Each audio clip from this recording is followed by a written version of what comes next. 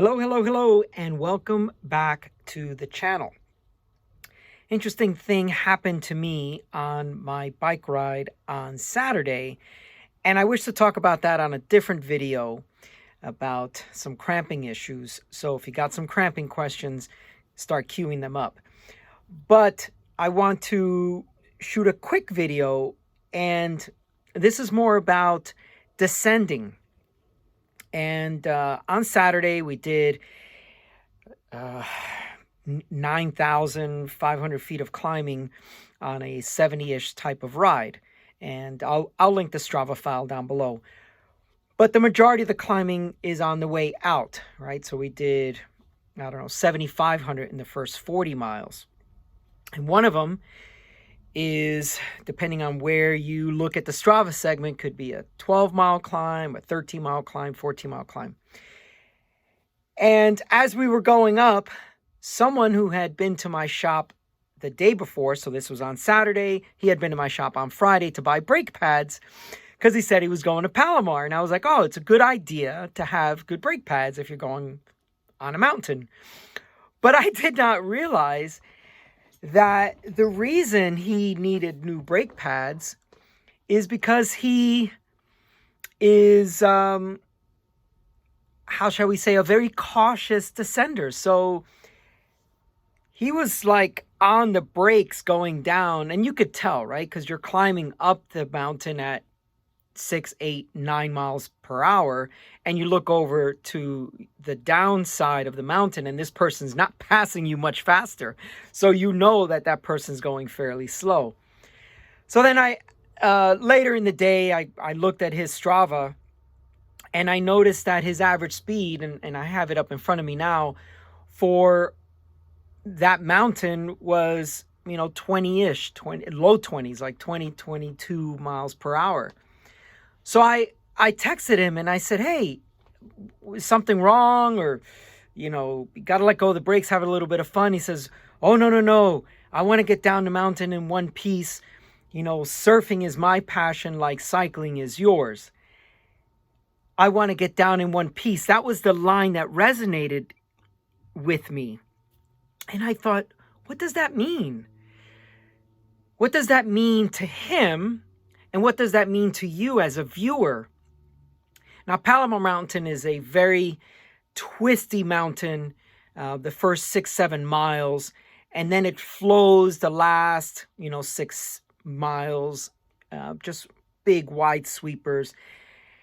And on the upper portion, the first 6, 7 miles, 20 miles per hour is fairly slow. 30-ish is high skill, and I'm in the low 40s, so that's extremely high skill to descend it that fast, because it's a very, very twisty portion, especially even the first 3 miles, just very, very twisty.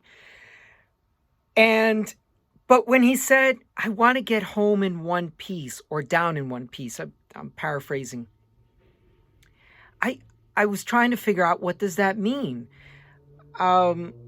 Let's talk about it in one extreme. You crash, you tumble, you fall, you whatever. You're still going to get down in one piece. Okay, you got a little bit of road rash. You skinned your knee, you get back on the bike, you keep going down the mountain. Let's say you break something. I crashed on that mountain once, and I broke this little bone up here called the acromion, and my scapula in multiple places, and 4 ribs.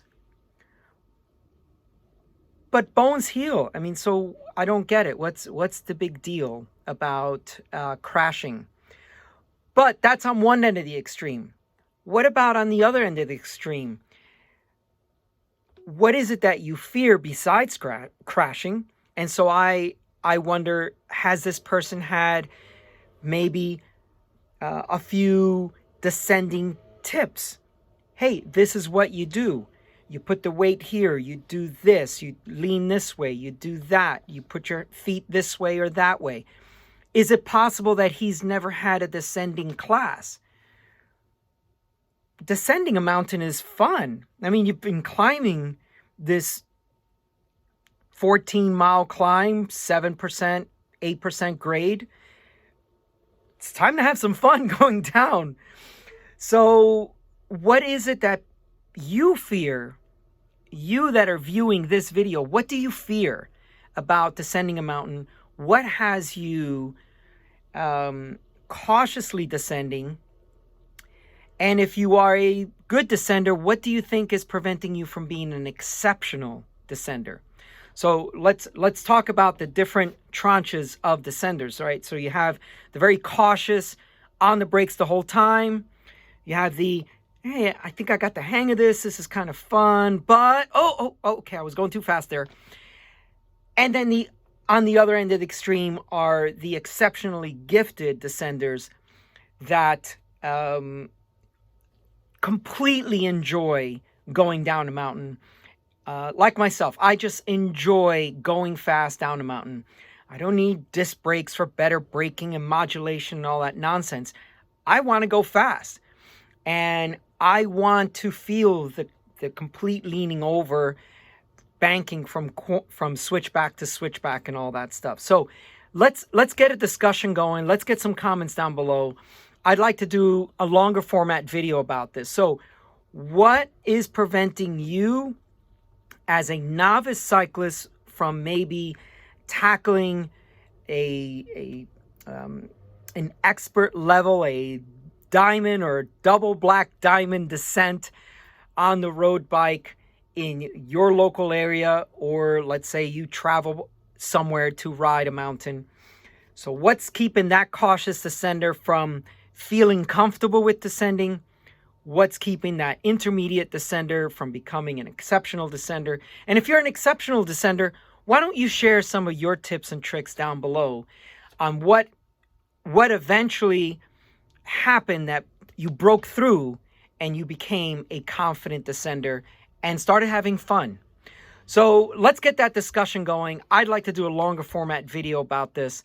I'd also like to get someone filming from behind, but this is very difficult because no one in my crew and hardly anyone I know can actually keep up with me bike to bike and then filming me. I feel very, very confident on a mountain and I end up pulling away. And it's hard to actually do the things that I say work at slow speed. It's like trying to juggle.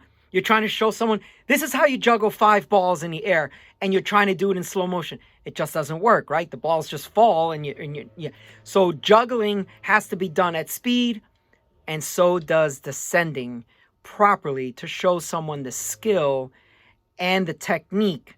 It has to be done at speed. Anyway, that's all for today. Thanks so much for listening. Please like and subscribe. I know that there's so many of you that are not subscribed. Please subscribe. It means the world to me. And it doesn't cost you anything. Just subscribe to the channel. Please do that. Okay, in the meantime, we'll see you up the road.